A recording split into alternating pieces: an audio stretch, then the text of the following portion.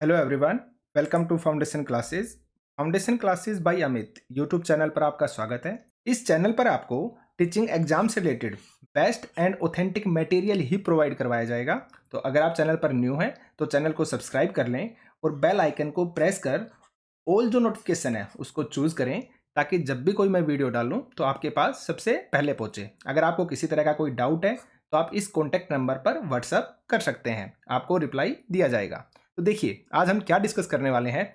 मैं आपके साथ चंडीगढ़ पीआरटी का जो एग्जाम हुआ था ना दिसंबर 2022 में, जो कि लेटेस्ट एग्जाम था, उसमें आपके सोशल साइंस के 15 क्वेश्चन आए थे। तो मैं आपके साथ उन 15 क्वेश्चंस को डिस्कस करूंगा और मैं आपको हर एक सिंगल क्वेश्चन का प्रूफ दिखाऊंगा कि कहाँ से क्वेश्चन आया है, ताकि आपको इस बात का विश्वास हो जाए कि जो मैटर मैं करवाऊंगा ना उससे बाहर कुछ भी नहीं मिलेगा।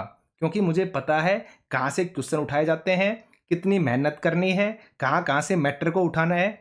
देखिए, मैं आपको चंडीगढ़ पीआरटी का पेपर इसलिए दिखा रहा हूँ क्योंकि मेरे पास ये अवेलेबल है। आप किसी भी एग्जाम को देना, चाहे आप एचटेट देना, चाहे सीटेट देना, चाहे रिट का एग्जाम देना, चाहे डी ट्रिपल एस भी देना, आप किसी भी एग्जाम को देना, इसमें से 100% क्वेश्चन आएंगे।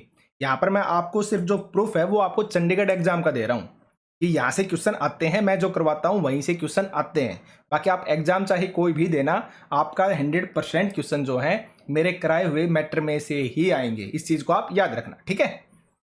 आपको हर चीज रेडी मिलेगी, आपको सिर्फ और सिर्फ अच्छे से वीडियो को बार बार देखना है, अच्छे से नोट्स बनाने हैं, ठीक है। आपको सिर्फ और सिर्फ इतना ही करना है। पहले मैं आपको ओरिजिनल पेपर दिखा देता हूं, उसके बाद मैंने ये टाइप किए हैं क्योंकि मेरे को जो प्रूफ दिखाना था ना वो मैं ओरिजिनल पेपर पर नहीं दिखा पाता, इसलिए मैंने फिर इन क्वेश्चंस को टाइप किया है। तो पहले मैं आपको ओरिजिनल जो पेपर है उसको दिखा देता हूं, ठीक है। देखिए आप, ये आपका वो ओरिजिनल पेपर है जो दिसंबर 2022 के अंदर आपका जो चंडीगढ़ पीआरटी का एग्जाम हुआ था ना, वो पेपर है ये। इसमें आपके 51 से लेकर स्टार्ट हुए थे क्वेश्चन 65 तक, यानी कि 15 क्वेश्चन आपके सोशल साइंस के थे। तो आप एक बार क्वेश्चंस को देख सकते हैं। शिशु मृत्यु दर उस विशेष वर्ष में पैदा हुए तो जीवित बच्चों के अनुपात के रूप में, आपका फर्स्ट क्वेश्चन ये है। मैं आपको क्वेश्चन दिखा रहा हूं, हम डिस्कस वहां पे करेंगे क्योंकि मुझे आपको प्रूफ दिखाना है, ठीक है। नेक्स्ट क्वेश्चन जो आपका है उसमें दिया गया है, निम्नलिखित में से कौन सा समपार्श्विक यानी कि कोलेट्रल का एक उदाहरण है। आप देख सकते हैं। नेक्स्ट क्वेश्चन था आपका, निम्नलिखित में से कौन सा एक देश विकास का निर्धारण करने वाला कारक नहीं है। नहीं है पूछा है, देखना आप।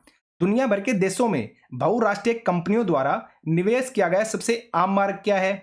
आगे देखिए, भारत के किस राज्य को विशेष दर्जा प्राप्त है। मैं आपको ओरिजिनल क्वेश्चन दिखा रहा हूं, इनको मैंने टाइप कर लिया है, तो वहां पे मैं प्रूफ दिखाऊंगा कहां से क्वेश्चन है ये, ठीक है। देखिए आप, नागरिकों के प्रति जवाबदेही खालिस्तान का बुनियादी परिणाम है। तो इस तरह से आप आगे चलेंगे ना, तो मैंने आपको दिखा दिया है ये सारे के सारे इसके अंदर आए हुए क्वेश्चन है, ठीक है। अब हम बात कर लेते हैं कि ये आए कहां से थे। तो देखिए, ये आपके ओरिजिनल क्वेश्चंस थे जो मैंने आपको दिखा दिए हैं। उन्हीं क्वेश्चनों को मैंने यहाँ पर टाइप कर लिया ताकि मैं आपको प्रूफ दिखा सकूं। तो हम स्टार्ट करते हैं। शिशु मृत्यु दर उस विशेष वर्ष में पैदा हुए 1000 जीवित बच्चों के अनुपात के रूप में है जो खालिस्तान की आयु से पहले मरने वाले बच्चों की संख्या को इंगित करते हैं। ये आपका क्वेश्चन है। इसके ऑप्शंस गिवन थे 4 साल, 1 साल, 2 साल या फिर 3 साल। तो देखिए, इसका मैं आपको एकदम 100% करेक्ट ऑथेंटिक प्रूफ दिखा रहा हूं कि जहां से मैं कराऊंगा ना वहां से 100% क्वेश्चन आने हैं। देखिए आप, शिशु मृत्यु दर किसी वर्ष में पैदा हुए 1000 जीवित बच्चों में से 1 वर्ष की आयु से पहले मरने वाले बच्चों का अनुपात दिखाती है। क्या? शिशु मृत्यु दर। यानी कि आंसर क्या होगा आपका? 1 साल। यानी कि आंसर नंबर बी, ठीक है। तो आप देखिए, अब सभी क्वेश्चंस को देखना आप। निम्नलिखित में से समपार्श्विक यानी कि कोलेट्रल का एक उदाहरण है पशुधन, भूमि, बैंकों के साथ जमा पूंजी या फिर ये सभी।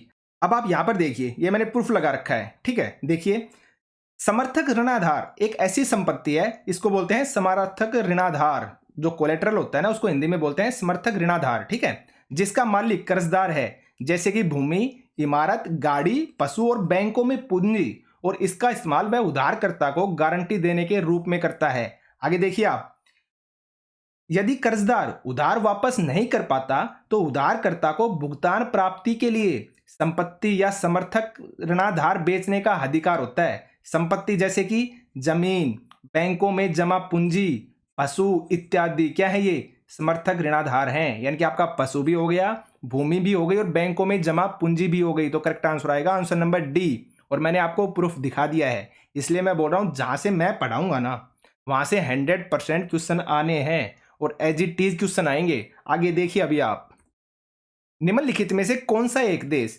विकास का निर्धारण करने वाला कारक नहीं है? ये पूछा है, कारक नहीं है। तो आप यहां पर आइए, प्रकाशित मानव विकास रिपोर्ट देशों की तुलना लोगों के शैक्षिक स्तर यानी कि आपकी साक्षरता स्तर हो गई, उनकी स्वास्थ्य स्थिति यानी कि लोगों की स्वास्थ्य स्थिति ये भी हो गया, और प्रति व्यक्ति आय के आधार पर करती है, ये आपकी प्रति व्यक्ति आय हो गई। तो यहां पर हमसे नहीं पूछा था कौन सा आएगा आंसर, आंसर नंबर डी। आप देखिए, आप देखते जाइए, ठीक है।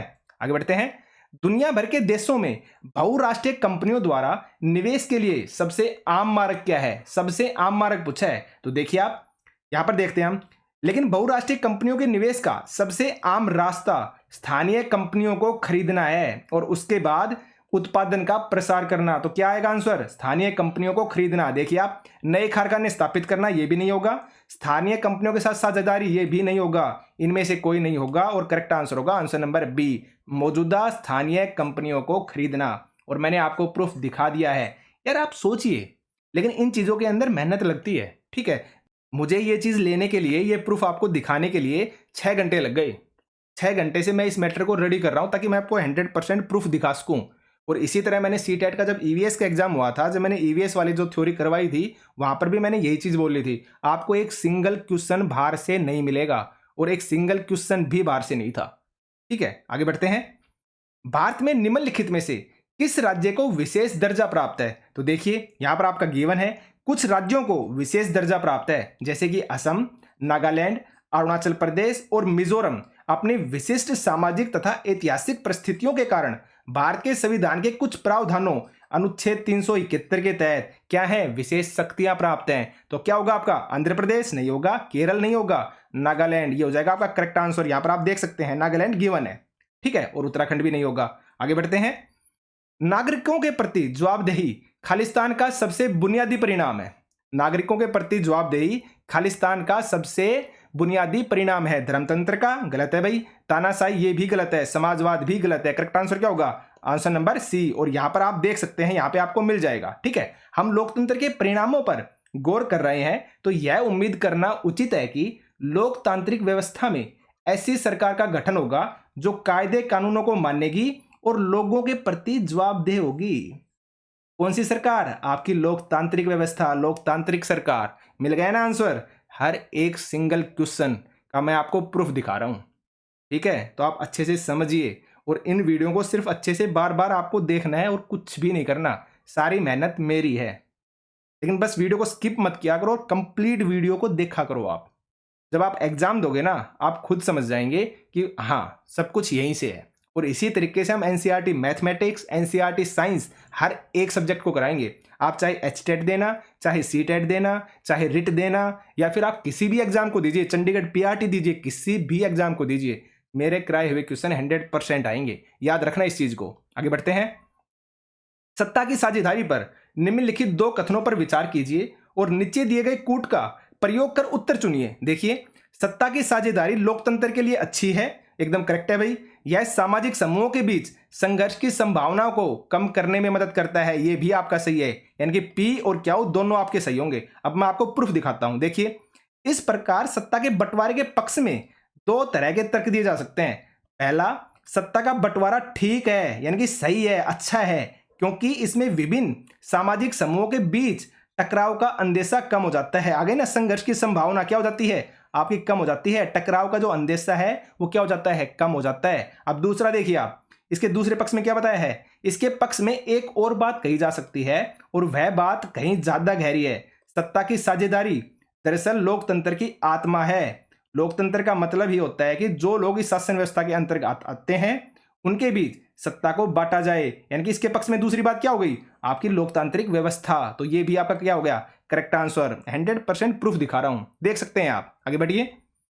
राजस्थान राज्य सौर ऊर्जा, खालिस्तान ऊर्जा के साथ बहुत अच्छी तरह से संपन्न है, लेकिन जल संसाधनों की कमी है। तो देखिए आप, अब यहां पे आइए आप, राजस्थान में पवन और सौर ऊर्जा संसाधनों की बहुतायता है, यानी कि बहुत ज्यादा है, लेकिन जल संसाधनों की कमी है। आपका एज इट इज लाइन है, यहां से डायरेक्ट उठाई और यहां पे रख दी, बस आप ये समझिए। तो एक तो सौर ऊर्जा हो गई और साथ में दूसरा क्या है आपका? पवन ऊर्जा। तो करेक्ट आंसर क्या होगा आपका? Answer number C. देख सकते हैं आप। आगे बढ़िए। लो अयस्क किस प्रकार का संसाधन है? अब ये देखिए आप, ये संसाधन की मैंने लिस्ट लगा दी। यहां पर आप प्राकृतिक में आए, यहां पर अनवीकरण के अंदर आए, और अनवीकरण से आप किस में गए? इसमें नीचे चले गए, पुनः चक्रीय, यानी जैसे धातु। अब लो क्या है आपका? लो अयस्क आपका धातु है, तो धातु है तो क्या होगा? ये अनवीकरण ही होगा, सीधा और सिंपल सा है, आप देख सकते हैं। तो करेक्ट आंसर क्या हो जाएगा आपका? Answer number C. आगे बढ़ते हैं। किस कल्पना दर्श से दुनिया के लोगों को उनके झंडे और राष्ट्रीय पोशाक के माध्यम से पहचाने जाने वाले विशिष्ट राष्ट्रों के रूप में समूहीकृत किया जाता है? तो देखिए, निरंकुशवाद, जनमत संग्रह, मताधिकार, या फिर यूटोपिया। तो अब आप यहां पर आइए। सारयू के कल्पनादर्श यानी कि यूटोपिया, जो कल्पनादर्श है उसको यूटोपिया बोला जाता है, में दुनिया के लोग अलग राष्ट्रों के समूह में बटे हुए हैं जिनकी पहचान उनके कपड़ों और राष्ट्रीय पोशाक से होती है। और यही चीज यहां पर दी गई है, उनके झंडे और राष्ट्रीय पोशाक या फिर उनके कपड़े। तो यहां पर करेक्ट आंसर क्या होगा आपका?